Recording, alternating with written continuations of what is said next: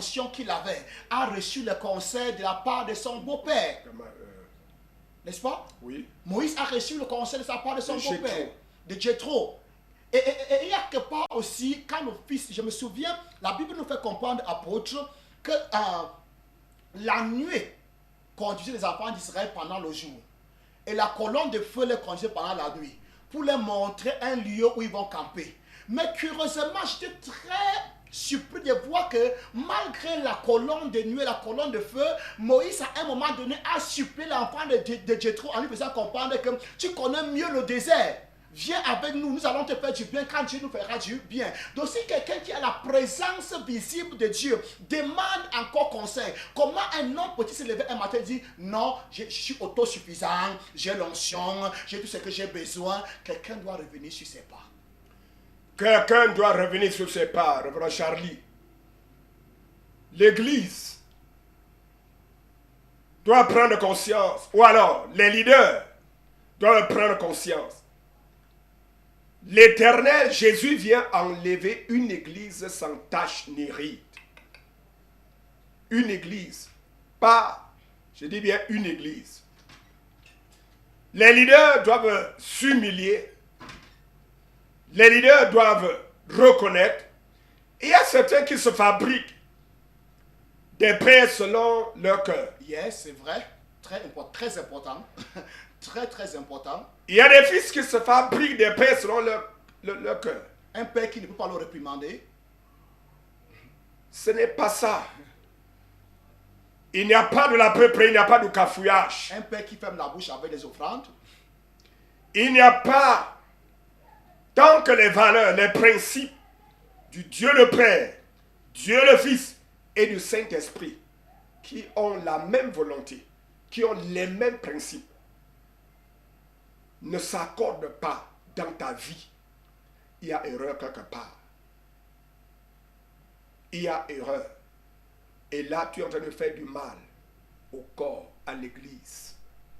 Que ce soit l'église dans laquelle tu es sorti, que ce soit l'église, les autres frères que tu ne vois pas.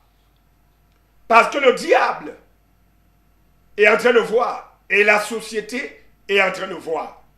Si véritablement tu reconnais que tu es membre d'une partie, et que pendant que les autres te bénissent, toi aussi tu vas bénir les autres, soyons assez humbles pour refaire et amener la gloire de l'Église comme corps de Christ, comme famille, comme peuple de Dieu à la manifestation sur la terre, parce que le retour du Seigneur est proche. Apôtre, lorsqu'un serviteur de Dieu qui est appelé aurait compris qu'il n'est pas un organe isolé, aurait compris qu'il doit rendre compte quelle est l'étape donc à suivre pour qu'il soit laissé aller, pour qu'on le laisse aller par rapport à son appel. Il y a une ordination, il y a une consécration. Qu'est-ce qu'il doit faire? Justement, c'est ce que j'étais en train de dire parlant de la vie de Paul. Il doit revenir. Si c'est une personne que tu as offensée, tu vas avec la personne. Si c'est une assemblée que tu as offensée, tu vas dans l'assemblée. Et maintenant, quand tu te seras humilié et arrangé les choses, il faut maintenant qu'on te consacre, qu'on te recommande. Et l'église qui doit te le commander doit être ton église locale. Tout à fait, ton église locale. Ton église locale. Pas quelqu'un que tu as trouvé sur Facebook. Ton sur église locale. Sociaux. Des gens qui te connaissent, qui peuvent témoigner qui ton peuvent ministère. témoigner ton ministère et témoigner ton brisement. Dieu aime les cœurs contrits. Dieu aime les cœurs brisés. Des gens qui reconnaissent que tu t'es humilié. Et là, et il est important parce que pour certaines personnes, je sais pas, je crois que c'est l'orgueil ou c'est l'ignorance. Bon, j'ai l'onction, quand je regarde dans la ville de Bafoussam, dans le Cameroun, en Afrique, je ne connais pas qui peut verser lui sur moi. Est-ce qu'il n'est pas important ici de dire que le Jésus de demain doit se soumettre au Jean-Baptiste d'aujourd'hui, même s'il sera plus grand que Jean-Baptiste? je vais, pour moi, et je crois pour Dieu, ce qui est important, quand nous sommes déjà sanctifiés, quand nous vivons une vie de sanctification, que nous sommes de la famille de Dieu, que nous sommes peuple de Dieu, que nous avons répondu à l'appel d'être enfants de Dieu, c'est-à-dire nous avons quitté le monde, alors, quelle que soit l'huile, si je prends une bouteille d'huile d'olive, que je divise pour mettre dans un flacon de 5 milli, l'autre dans le flacon de 10 milli, l'autre dans le flacon de 30 milli, c'est toujours l'huile d'olive et l'huile pure. Si ceux-là s'unissent et te bénissent, tu auras reçu beaucoup de grâce. Amen. Ce que nous critiquons et nous demandons de veiller pour ne pas permettre que n'importe qui t'impose les mains, c'est qu'il y a des agents du diable. Oui.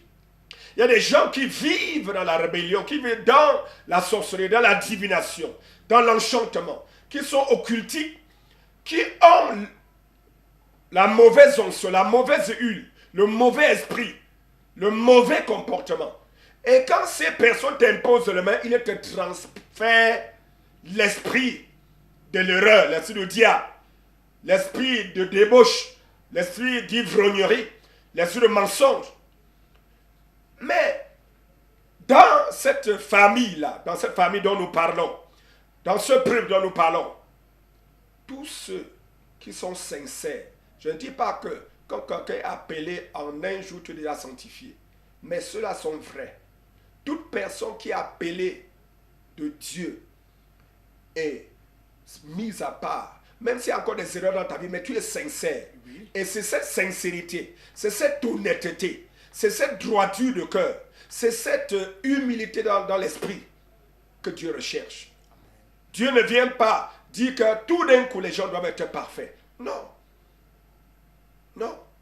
Mais il dit dans Ésaïe 1,18, si vous avez de la bonne volonté.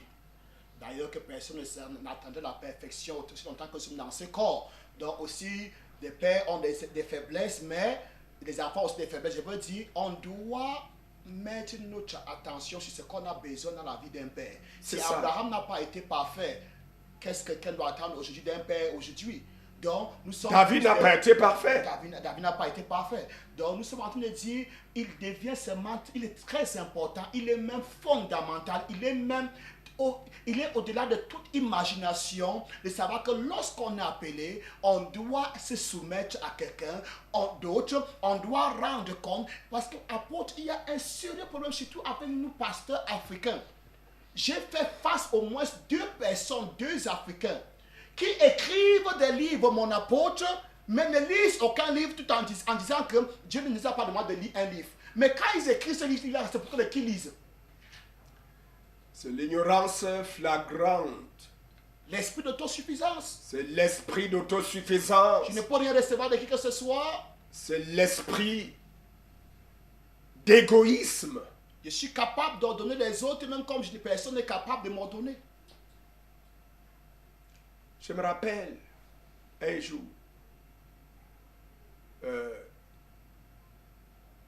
cet Américain, le père de l'archevêque Benson Idahosa, T.L. Osborne. T.L. Osborne, un jour il disait que s'il était possible, je me mettrais à genoux pour que tu pries pour moi, disant son fils. Et son fils lui dit, quand je serai élevé n'importe comment, je demeure un fils. Amen. Et tu demeures le père. Et cela, ça me rappelle quelque chose. Un jour au Nigeria, sur la chaire de l'évêque Emma Ison, un évêque très bien reconnu dans le monde, en Afrique et à travers le monde.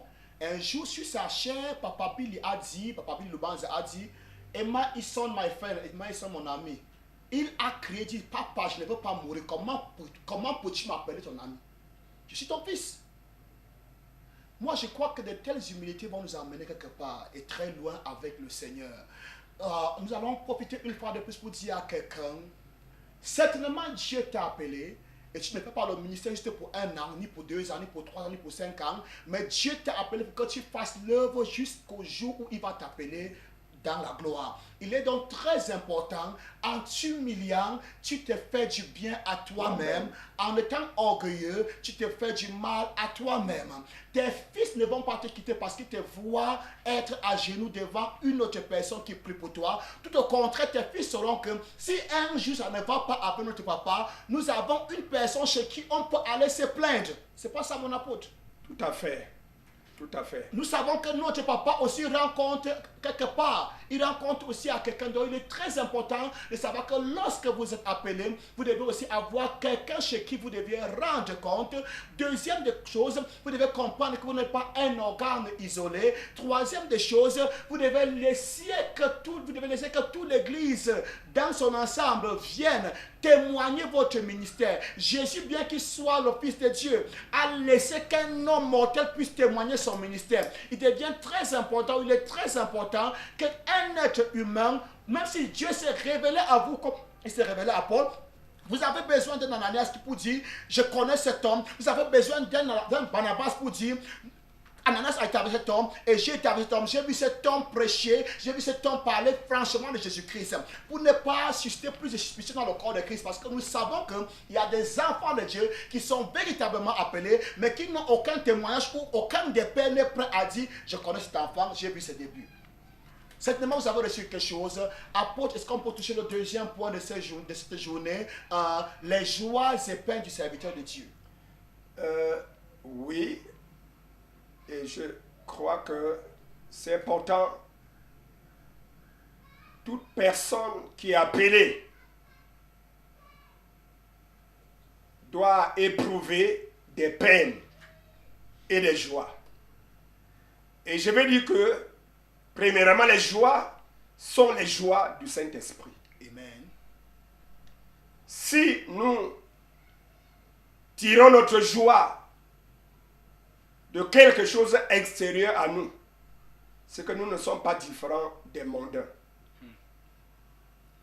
La joie du serviteur de Dieu vient tout simplement du Saint-Esprit qui lui rend témoignage, qui l'encourage, qui le fortifie. Que malgré les difficultés, malgré les peines, je suis avec toi. C'est pourquoi Dieu dit dans Isaïe, je vous parle du consolateur. Et le Seigneur Jésus, quand il devait partir, il dit, je vous enverrai un autre consolateur. On console celui qui pleure. Celui qui est affligé. Celui qui est affligé. Donc rien que cette phrase de Jésus démontre que si vous êtes appelé, certainement vous aurez à traverser la vallée de l'ombre de la mort. Tout à fait. Mais c'est à traverser, ce n'est pas à y demeurer. Yes. Moi-même qui vous parle, j'ai connu, et je ne dis pas que c'est fini, des tribulations, du mépris, et il y aura toujours, du rejet, des divisions. Mais qu'est-ce qui m'a soutenu? Qu'est-ce qui a fait ma joie? Le Saint-Esprit et la parole de Dieu.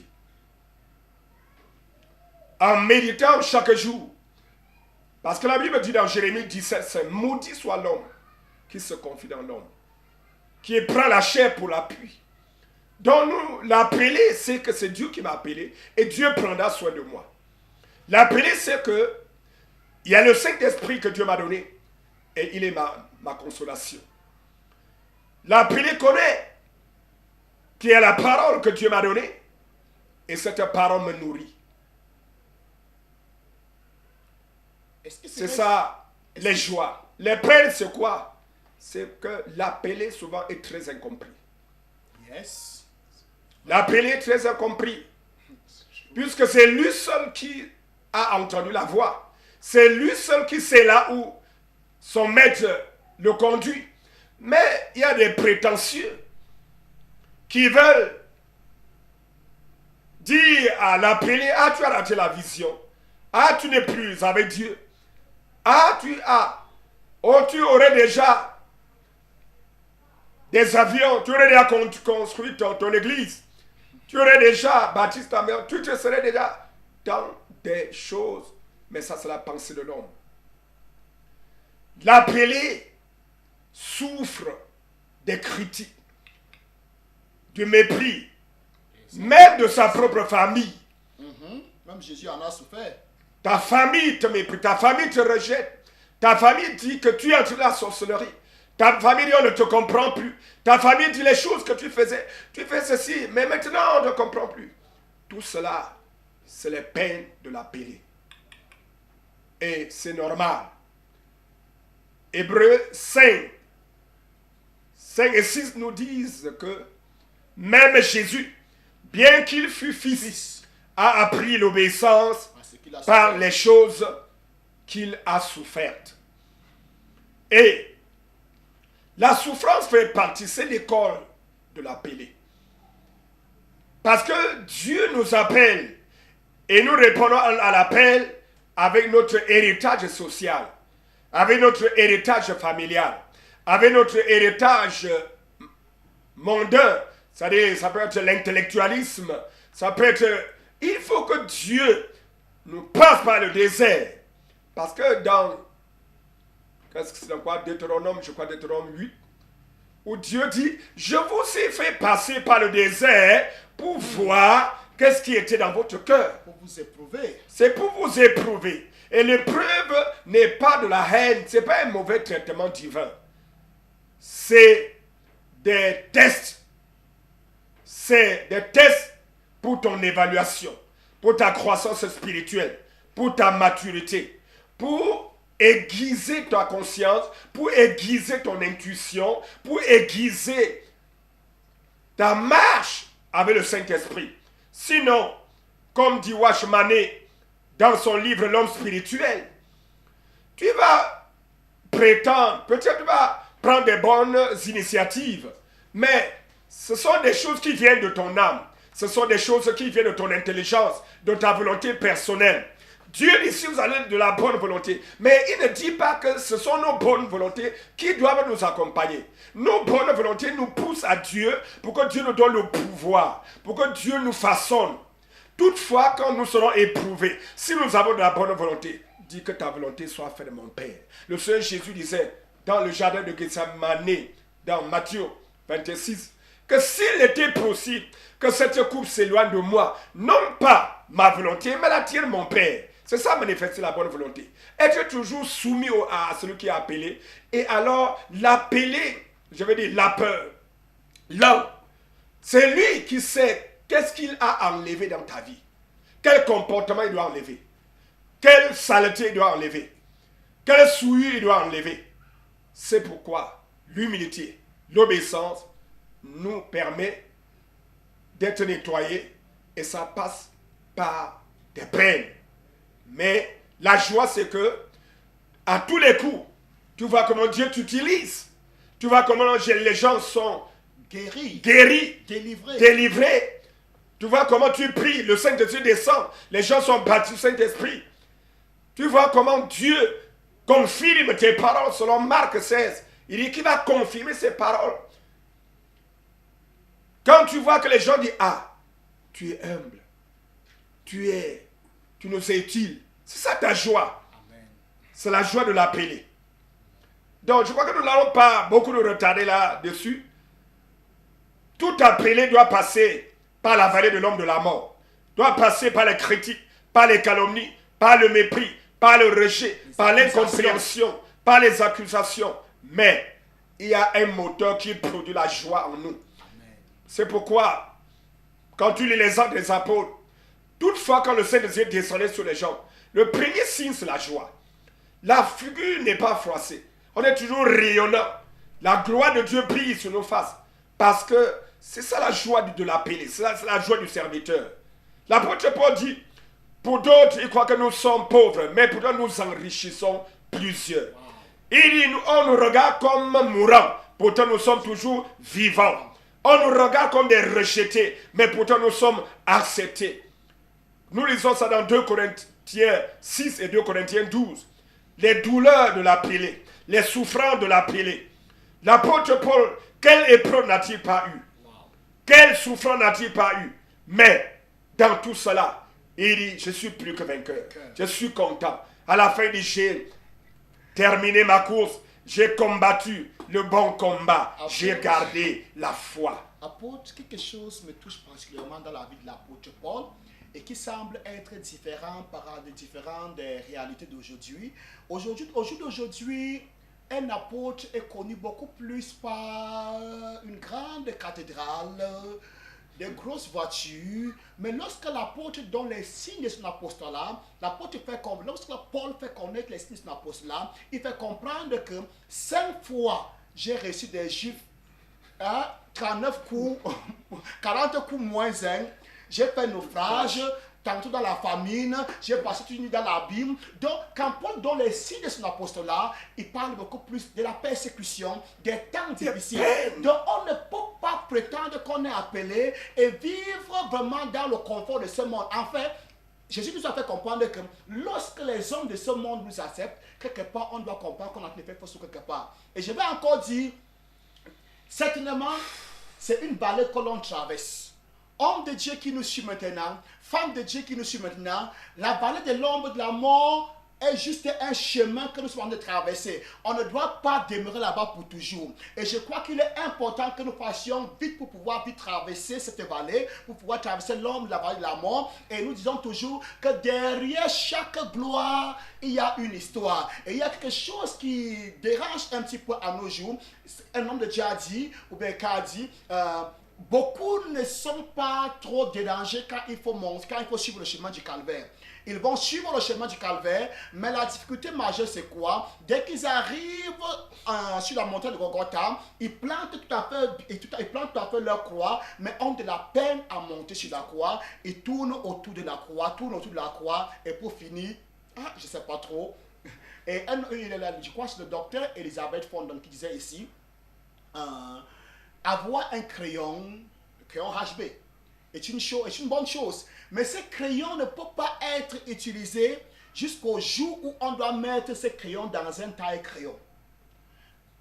Vous êtes appelé, mais certainement Dieu va vous tailler. Il va vous tailler. Parce qu'on ne peut pas utiliser un crayon. Il va vous émonder. Il va vous émonder. Oui. La Bible dans Jean 15.